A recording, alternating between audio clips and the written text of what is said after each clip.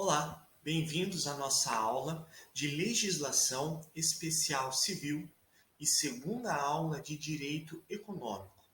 Hoje nós vamos falar sobre a Lei 12.529 de 2011, importante lei no sistema brasileiro de proteção da concorrência e assim por diante. Esta lei estrutura o Sistema Brasileiro de Defesa da Concorrência, o SBDC, e dispõe sobre a prevenção e repressão às infrações contra a ordem econômica. E eis que, no âmbito dessa lei, a gente vai estudar o que é o SBDC, o que é a SEAI, a gente já vai ver como este órgão foi extinto, ele foi alterado, dando origem a dois outros, CEPRAC e CEFEL. Vamos estudar o CAD. O CAD, possivelmente uma das autarquias mais importantes no Brasil. E eis que o CAD, o Conselho Administrativo de Defesa Econômica, ele vem a ser formado por três importantes órgãos que a gente já vai ver: o Tribunal Administrativo, a Superintendência e o Departamento de Estudos Econômicos. Na sequência, a gente vai ver também que há órgãos de apoio ao CAD que não integram o SBDC. Está bem? Na sequência, a gente vai ver então a atuação do CAD. Em que? Sobre o que o CAD atua? Vamos ver então, basicamente, quais são as infrações à ordem econômica, bem como o que vem a ser as concentrações. O que são os atos de concentração que vêm a determinar e impor a atuação do CAD. Vamos também estudar procedimentos administrativos e judiciais. Então vamos lá. Quando se fala em Lei 12.529, nós temos como grande marco aí a instituição deste SBDC, o Sistema Brasileiro de Defesa da Concorrência. E desde já eu quero deixar bem claro para quem faz concursos públicos na área federal ou estadual que muitas vezes quando se estuda uma instituição, um órgão integrante da administração pública, nós temos que, em concursos públicos, é muito comum se cobrar detalhes do organograma, está bem? Muitas vezes se pergunta, o Departamento de Estudos Econômicos compõe determinada secretaria, né? Então, vocês têm que ficar muito atentos a isso, quem vai fazer concurso público, está bem? Muito se cobra isso, se o Departamento de Estudos Econômicos integra o CAD ou não. A gente já vai ver que ele integra o CAD, sim, nos termos do artigo 5º. Mas antes de nós adentrarmos neste ponto, eu quero deixar aqui claro como é que se operava no âmbito deste organograma antigamente e como é que se opera atualmente. O que acontece aqui? Quando nós falamos de SBDC, a ideia criada pela 12.529 era de se criar a Secretaria de Acompanhamento Econômico, tá? A SEAI, que teria uma função eminentemente de analisar questões econômicas, de fazer uma série de pesquisas sobre a concorrência no Brasil e assim por diante. E no âmbito executivo, efetivamente atuando, nós teríamos o CAD, tá? Composto pelo Tribunal Administrativo, a Superintendência, mas o Departamento de Estudos Econômicos. Um teria uma função um pouco mais intelectual, entre aspas, uma função um pouco mais de auxiliar no âmbito de políticas públicas e assim por diante, uma função, digamos assim, mais teórica, e outro com uma função mais prática. Era essa a ideia. Só que nós tivemos uma importante alteração aqui. A SEAI, tá? A SEAI, ela foi alterada, de modo que a SEAI, a Secretaria de Acompanhamento Econômico, ela já não existe, tá? A SEAI já não existe. Cuidado quem for fazer provas antigas, este órgão aqui, já não existe. Temos dois órgãos que o substituem. Nós temos, então, a CEPRAC, está bem? A CEPRAC, que é a Secretaria de Promoção da Produtividade e Advocacia da Concorrência, e nós também temos a Secretaria de Acompanhamento Fiscal, Energia e Loteria, tá? A CEFEL. E eis que essa alteração se deu no âmbito de decretos, tá? A Lei 2.529, ela não foi alterada. Nós tivemos 3 decretos. Primeiro, o decreto 9.266 alterou essa estrutura. Esse decreto foi substituído pelo 9.600, só para um adendo, 9.266 é de 2018, tá? No âmbito de uma série de reformas da administração pública essas reformas promovidas, né, pela gestão do atual presidente. Tivemos uma série de mudanças no Ministério da Justiça, assim por diante, e aqui nós também tivemos essas relevantes alterações. E elas se deram através de 3 decretos. O decreto 9.266 de 2018, o decreto 9.679 de 2019 e, para finalizarmos, o decreto 9.745 também de 2019. Então, nós temos 2 órgãos que deram lugar à SEAI, está bem? A SEAI já não existe, temos esses 2 órgãos. O que acontece aqui? Muitas vezes se questiona, tá? Se questiona nos concursos públicos sobre um desses órgãos do CAD, que a gente já vai mencionar, fazer parte da SEAI. Cuidado, você que vai fazer provas passadas, anteriores a 2018, já não há que se falar em SEAI. Há 2 órgãos que a substituem. E vamos agora ver como é que se dá o CAD. O CAD é uma autarquia, tá? O CAD,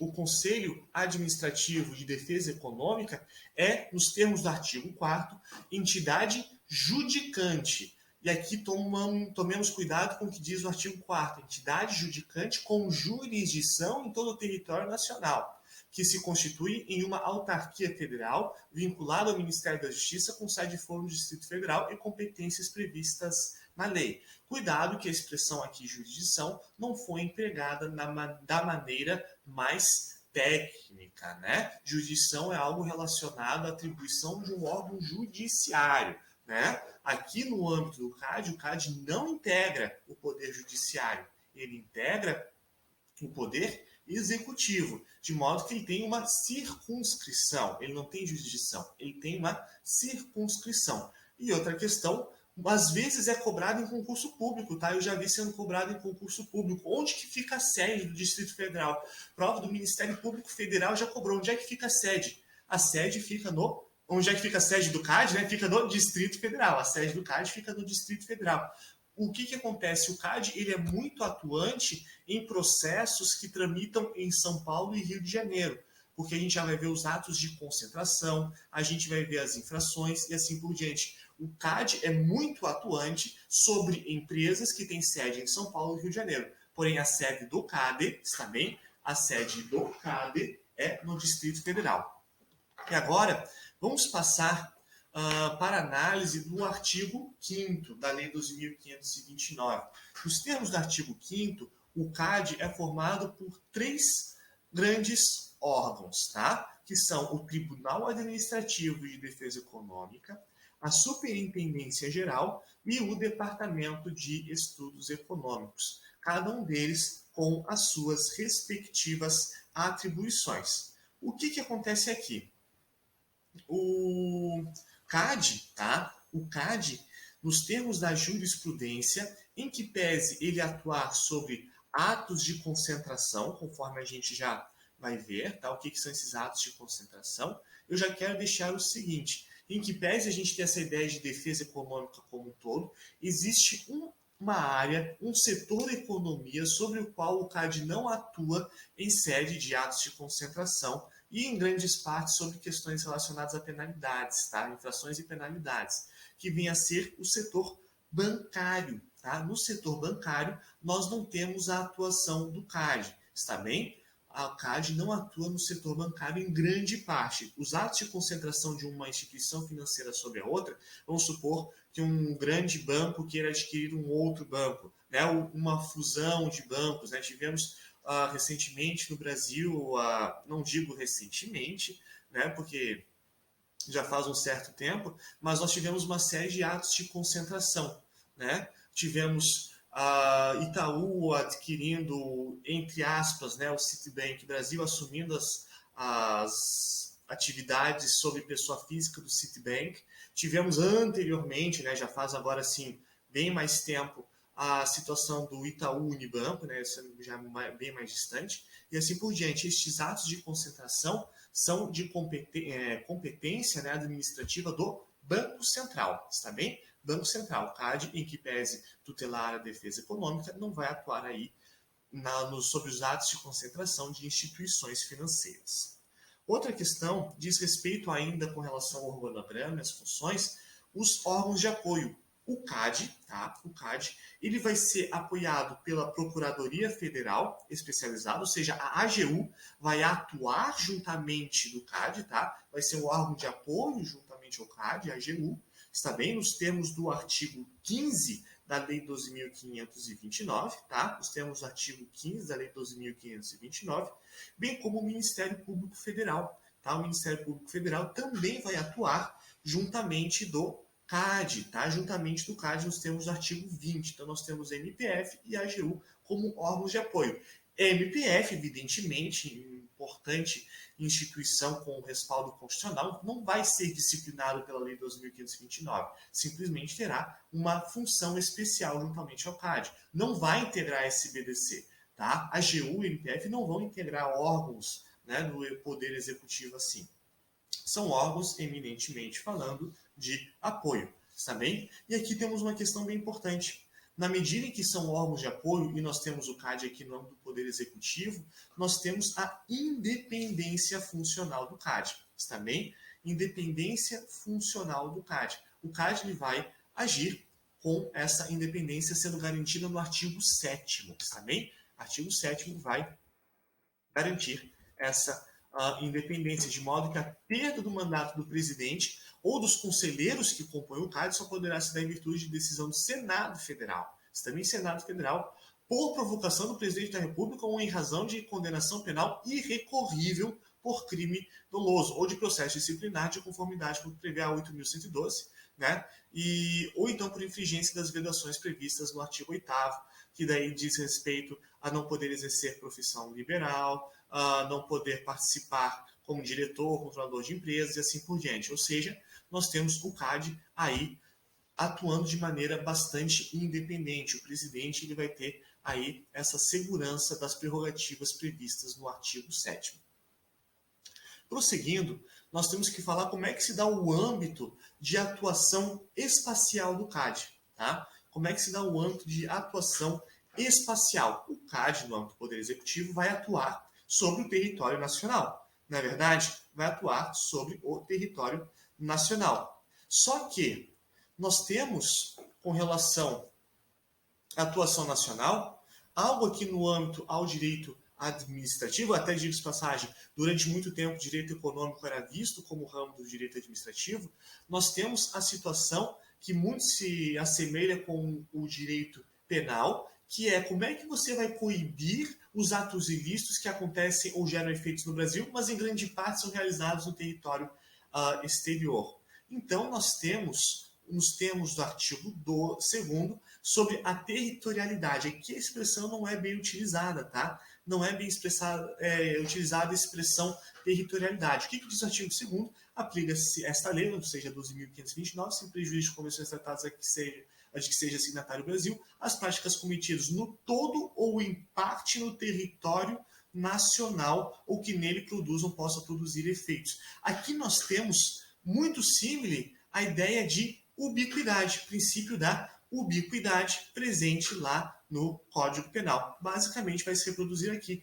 Vamos pensar que duas empresas estejam acordando como dominar um mercado no Brasil, essas pessoas estejam realizando um acordo nos Estados Unidos ou em qualquer parte do mundo. Está bem? Nesta hipótese, os acordos que vêm a gerar efeitos aqui no Brasil podem ser objeto de investigação de natureza administrativa pelo CAD. Está bem? Isso é algo plenamente possível nos termos do artigo 2º. Isto já aconteceu em ao menos uma oportunidade que foi no cartel das vitaminas. Tá? Esses produtos que são em grande parte importados, tá? No cartel das vitaminas nós tínhamos empresas que ajustavam entre si deixar de exportar para o Brasil ou então importar somente partes. Esses acordos eram celebrados fora do Brasil. Eis que, nos termos da jurisprudência, é possível sim a investigação e atuação pelo CAD com relação a esses atos ainda que cometidos no exterior. Outra questão, agora com relação ao âmbito de aplicação do CAD.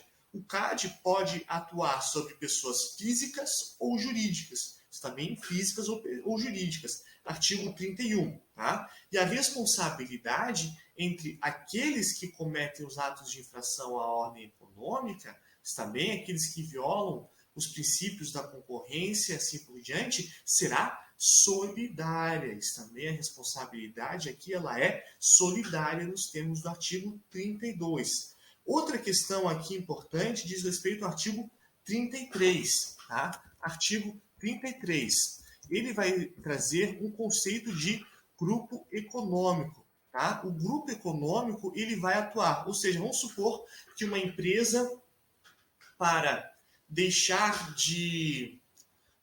vamos pensar que uma empresa queira realizar um ato que seja anticompetitivo, tá? Vamos pensar então que nós temos uma empresa A, quer realizar um ato, juntamente da empresa B, que é um ato de violação à concorrência, uma infração. Essas empresas aqui querem estabelecer um conluio. Só que o que acontece? Essa empresa A é uma empresa que tem um capital gigante, tá? É uma empresa muito rica, tem muitos ativos, é uma empresa de um capital social aí multimilionário, multibilionário que seja. E eis que, para evitar se expor, essa empresa A vai criar a empresa C e determina, né, controladora da empresa C, e impõe que essa empresa C realize um ato anticompetitivo com a empresa B para fins de dominar o mercado. Eis que nessa hipótese o CAD atuará sobre este grupo econômico. Está bem? O CAD atuará sobre este grupo econômico. Vai se ver o grupo econômico como um todo, sendo que é possível, olha só, é possível não só você dizer que essas empresas aqui respondem solidariamente, A e C respondem solidariamente pelo ato que a empresa C realizou com B de conluio, de formação de cartel, bem como nos termos do artigo 34, é possível a desconsideração da personalidade jurídica desta empresa C aqui. Você pode desconsiderar C como sendo uma entidade autônoma e você pode, então, atuar diretamente sobre a empresa A. Está bem? Desconsideração da personalidade jurídica é algo viável também. E é possível, outra questão, a concomitância de ações. É possível uma ação sobre a pessoa jurídica mencionada, bem como sobre uma pessoa física que tenha atuado em nome ou não da empresa. Está bem? Outra questão. Com relação às ações aqui, fazendo um adendo aqui, tá? Se alguém quiser entrar com uma ação em face ao CAD, tá? Perante o CAD, o que acontece? O CAD tem sede no Distrito Federal. Você é obrigado, então, a processar o CAD por algum motivo, se você se considerar realizado por um ato que o CAD tenha realizado sobre você, sobre a sua empresa, você é obrigado a acionar no Distrito Federal? E a resposta é negativa, tá? A resposta é negativa. Por que a resposta é negativa? Porque nos termos da Constituição Federal, no artigo 109, tá? Parágrafo 2º, as causas intentadas contra a União poderão ser aforadas na sessão judiciária em que for domiciliado o autor, naquela onde tiver ocorrido o ato ou fato que deu origem à demanda, ou onde esteja situada a coisa, ou ainda no Distrito Federal. Ou seja, se você quiser promover uma ação em face do CAD, tá? Nos termos da Constituição, você pode promover no seu domicílio, está bem? STF tem um recurso extraordinário 627.709 nesse sentido, e nos termos do novo CPC, artigo 51, parágrafo único, reforça esta ordem constitucional de prerrogativa do jurisdicionado, né, de acionar o CAD, aí a União, evidentemente, no seu domicílio. Outra questão que é extremamente importante diz respeito às infrações. Infrações, está bem? As infrações estão previstas no artigo 36, tá? Artigo 36. E aqui o direito econômico, ele evoluiu de uma maneira muito próxima do direito penal, em que parece ter um passado muito recente. Em que sentido?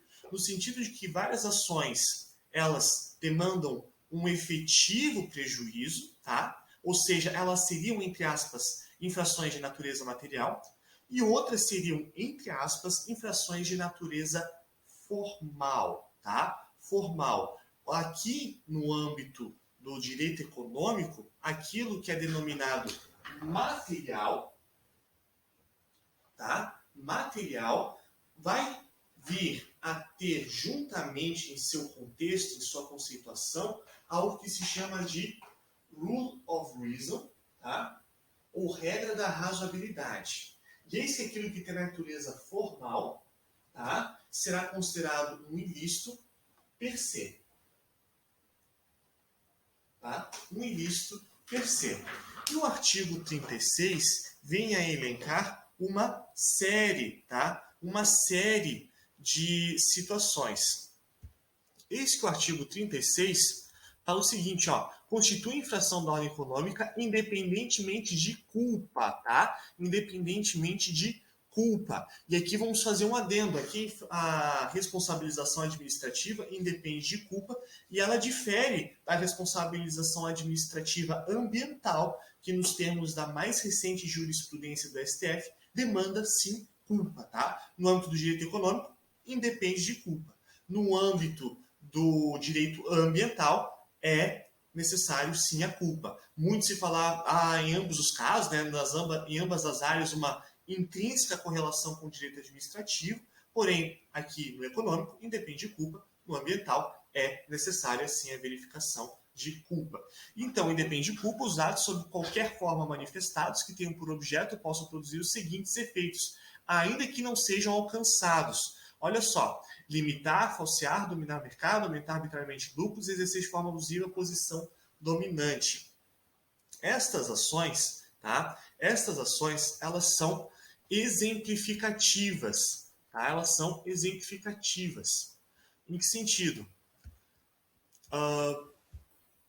No sentido de que o inciso 1 do artigo 36 ele é muito abrangente.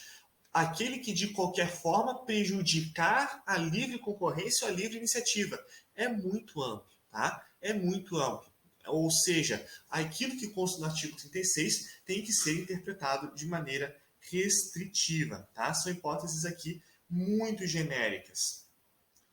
Outra situação diz respeito ao que vem a ser a posição dominante, tá? Posição dominante. Posição dominante é quando uma empresa, ela naturalmente consegue se estabelecer no mercado, deixando os concorrentes de lado, e ela agora está abusando em sua posição. Vamos pensar no âmbito de software. A grande maioria das pessoas que tem um notebook tem um notebook com o sistema operacional Windows, que pertence à Microsoft. E eis que a Microsoft já foi processada mais de uma vez na União Europeia, nos Estados Unidos, enfim, por exercer uma posição dominante. Ela tem justamente o software presente na grande maioria dos computadores e por impor a aquisição de serviços, por permitir que seus aparelhos viessem a ter mais de um dispositivo da empresa concorrente. Tivemos uma série de acusações, uma série de processos que foram apresentados em sede da Microsoft a título de exemplo. Com relação ao artigo 36, parágrafo 3º, nós temos o que? Nós temos condutas clássicas, também condutas clássicas no âmbito das infrações. Parágrafo 3º envolve o chamado cartel. Olha só, acordar, combinar, manipular ou ajustar com o concorrente sob qualquer forma o quê? Os preços de bens ou serviços, a produção, a comercialização, a divisão de 4 segmentos de mercado. Também, o que é que nós temos que ter cuidado é que alguns acordos são permitidos, também vários acordos são permitidos. O que acontece? Se duas empresas gigantes simplesmente acordam sobre o preço, vamos pensar que o Seara e Sadia, enfim, todas elas ajustam o preço de um pacote de presunto pequeno, né? Vamos pensar algo nesse sentido. O impacto que isso vai gerar na economia brasileira é estrondoso. Portanto, isso afetaria de maneira ímpar, né, a concorrência nacional. Isso, por si só, seria um ilícito administrativo. Porém, uma série de acordos, tá? Uma série de acordos que são permitidos, que eles devem obedecer a Rule of Reason, tá? A regra da razoabilidade. Isso também é a regra da razoabilidade. É muito comum nós termos joint ventures. O que são joint ventures? São ações entre empresas concorrentes para que elas produzam bens conjuntamente ou produzam partes de bens. Exemplo de joint venture é quando empresas do setor automotivo, tá, elas vêm a contratar ou produzir alguma peça em comum. As lanternas vão ser produzidas em comum e a lanterna deste veículo vai servir a duas marcas, né? Ou então motores, no âmbito dos motores isso é muito comum também.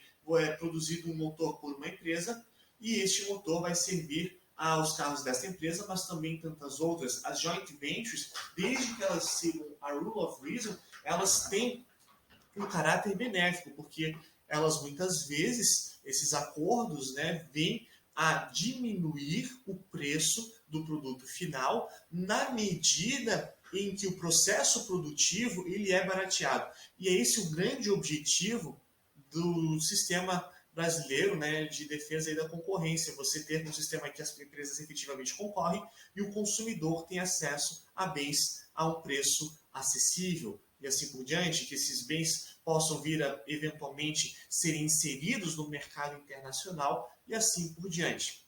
Então, há que se analisar a razoabilidade, tá? A razoabilidade. Interessante nós notarmos aqui, as multas estão previstas no artigo 37, tá? E nós temos um parâmetro com relação às multas que está previsto no artigo 45, que vem a justamente impor que se analise boa-fé do infrator, gravidade da infração, grau de lesão, reincidência e assim por diante.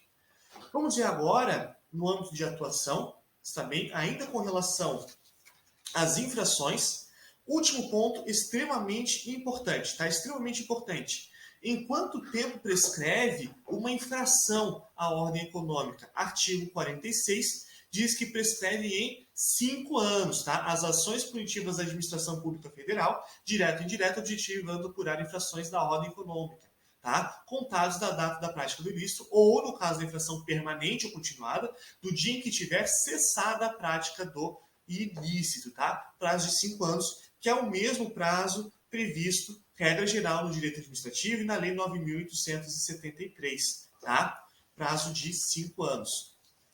Vamos ver agora de que maneira se dá a atuação do CAD com relação aos atos de concentração. Vamos ver agora os atos de concentração. E aqui nós temos que analisar o artigo 88, da Lei 12.529.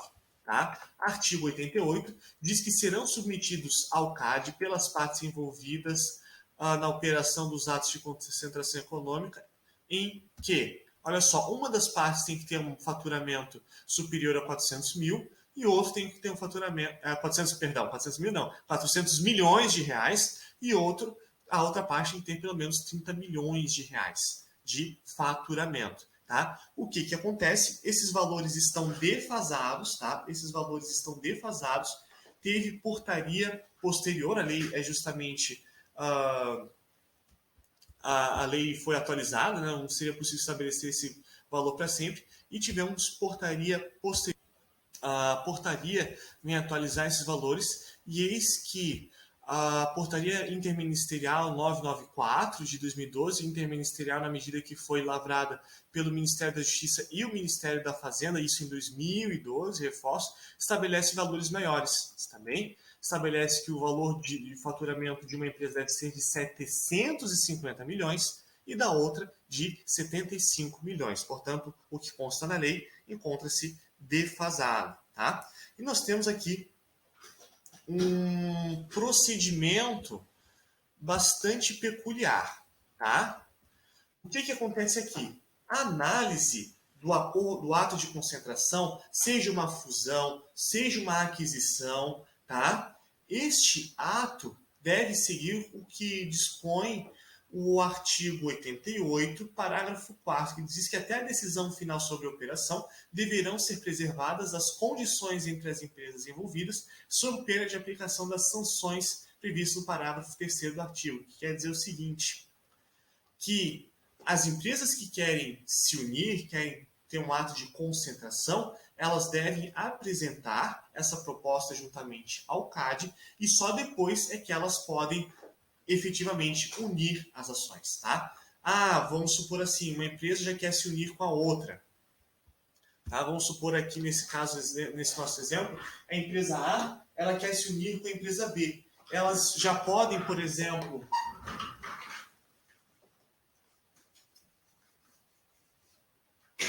elas já poderiam, por exemplo, atuar no mercado em nome da empresa C? A resposta é negativa. Se essas duas empresas quiserem se unir e atuar em nome da empresa C, elas precisam do aval do CAD, tá? Precisam do aval do CAD. Enquanto o CAD não dá aval, C já pode se inserir no mercado? Não, não é possível. Não é possível fazer propaganda, não é possível inserir produtos em nome próprio. Enquanto não tiver este aval, nada nesse sentido é possível. Outra questão, a análise do ato de concentração é de natureza jurídica e econômica, tá? Natureza jurídica e econômica, de modo que o CAD vai analisar se essa nova empresa não vai atuar no mercado de maneira muito dominante. Vamos supor o seguinte, essa empresa A detém 30% do mercado. Empresa B detém 30% do mercado. Surgindo dessa empresa C, vai surgir uma empresa que vai ter 60% do mercado. Isto deixa essas duas empresas em uma posição muito forte, né? Uma posição dominante. É por isso que o CAD atua, para evitar esses atos de concentração que geram um poder muito forte, né? Muito grave nas mãos de uma única empresa. Outra coisa, o que acontece? Se isso não for respeitado, existe uma expressão em língua inglesa que caracteriza quando as empresas simplesmente se unem e não esperam um aval administrativo, que é o chamado gun jump, tá? Gun jump, ou furar a largada, tá? Furar a largada. É vedado, então, furar a largada é vedado se atuar no sistema de concorrência, no sistema de mercado, sem o aval do CAD para o ato de concentração. O que acontece? Se tivermos uma série de violações, é possível o compromisso de cessação nos termos do artigo 85, está bem como, tá? No âmbito do procedimento administrativo do CAD, tá? No âmbito do procedimento administrativo, o que há de mais importante, tá? O que há de mais importante dos procedimentos administrativos é o acordo de leniência. E olha só que interessante, acordo de leniência também está previsto com este nome na lei anticorrupção. E aqui a lei do CAD, né, a lei 2529, trata especificamente do acordo de leniência, tá? Aqui para fins econômicos, que consta no artigo 86, está bem? Vamos passar a leitura do artigo 86, que ele já foi cobrado em sua literalidade em concursos públicos. Dispõe o artigo 86 que o CAD, por intermédio da Superintendência Geral, olha só quem que atua aqui, a Superintendência Geral, tá? Esse órgão tem uma função eminentemente executiva dentro do CAD.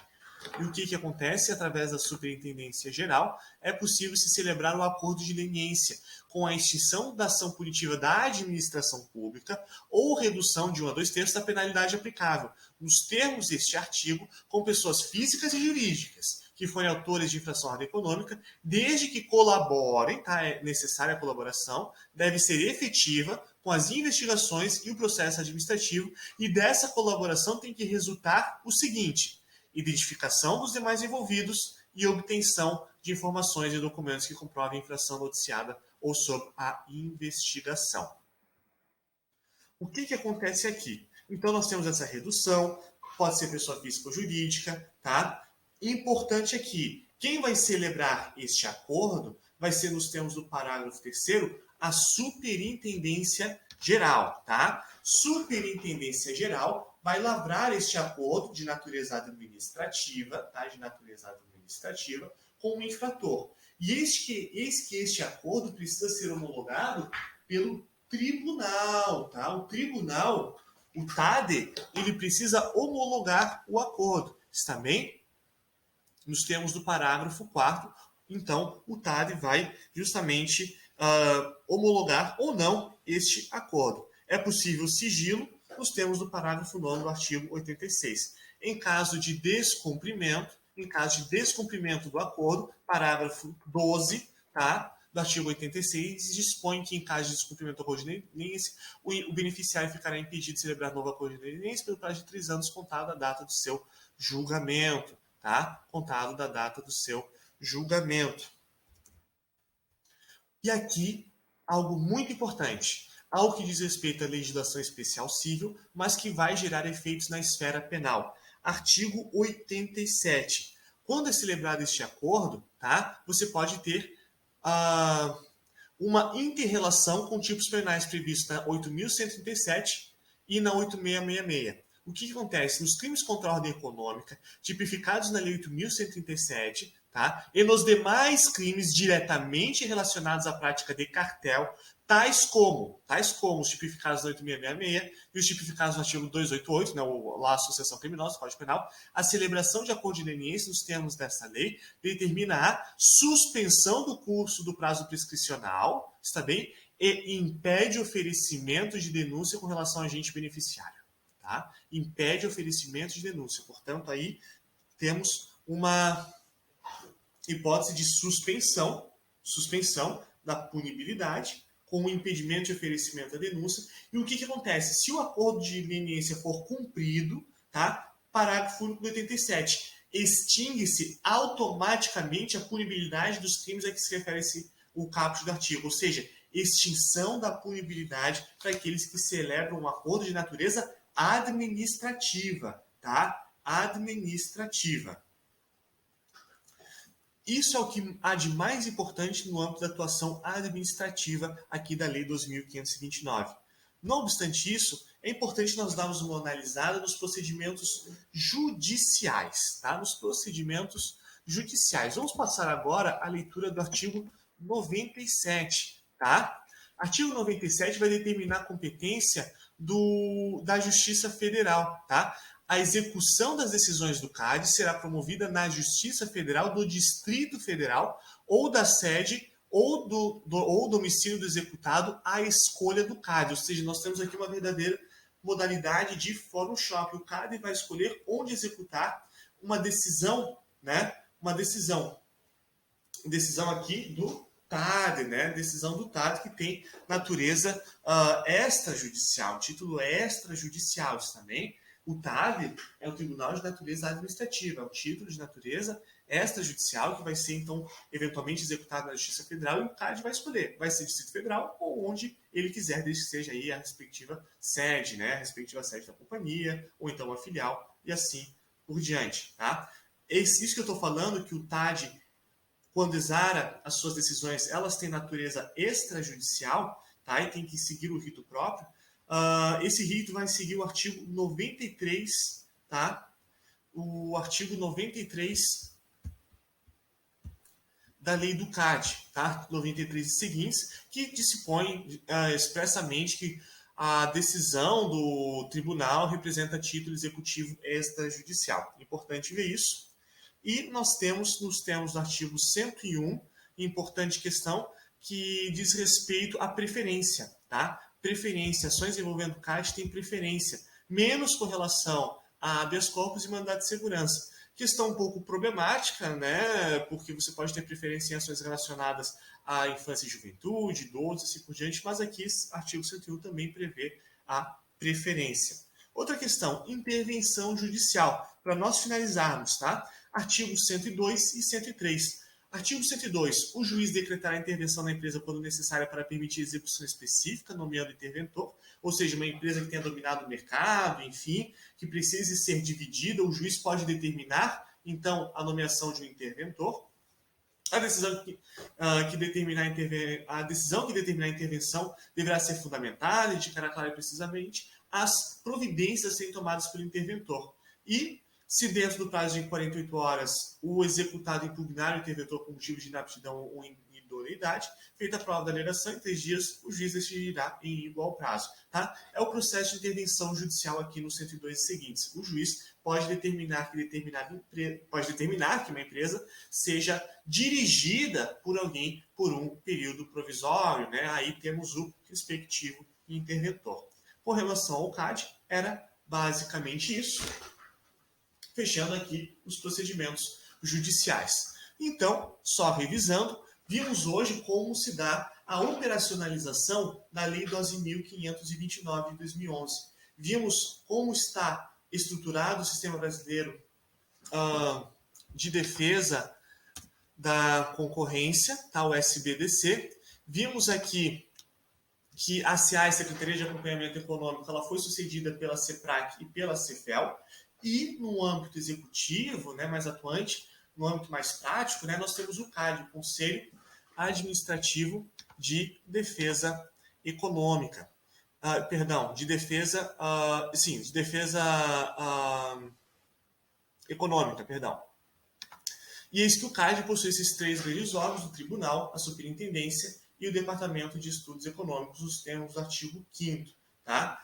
TAD, por exemplo, vai analisar os acordos exarados pela superintendência juntamente de um infrator. Tá? Essa homologação feita pelo TAD será de natureza extrajudicial. Tá? Temos também órgãos de apoio, MPF e AGU, que vão atuar juntamente do CAD, né, mas não integram o SBDC. Com relação à atuação, ela se dá principalmente com relação a infrações e atos de concentração.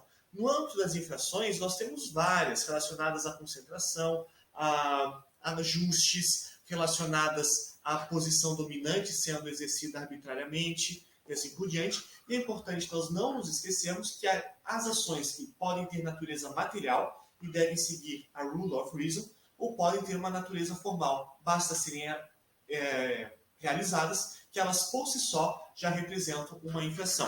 Infração aqui no direito econômico tem natureza objetiva, tá? Direito econômico, a natureza é objetiva, tá? Independe de dolo ou culpa, diferente do direito ambiental, que nos termos da jurisprudência recente do STF, a autoria do ministro Fachin, é necessária a demonstração de culpa para que alguém seja apenado administrativamente, seja multado, seja autuado e assim por diante.